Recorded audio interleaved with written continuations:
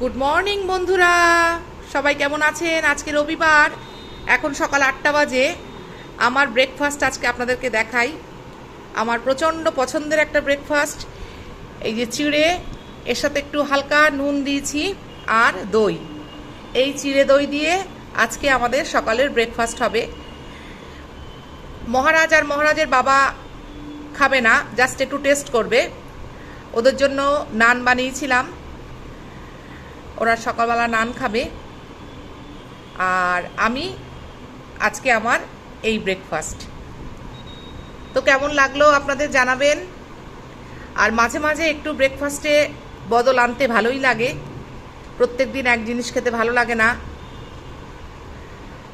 চলুন তাহলে আমি খাওয়া দাওয়া শুরু করি। আর শুভ রবিবার সবাইকে। খুব ভালো থাকুন, সুস্থ থাকুন, আনন্দে কাটান আজকে দিনটা।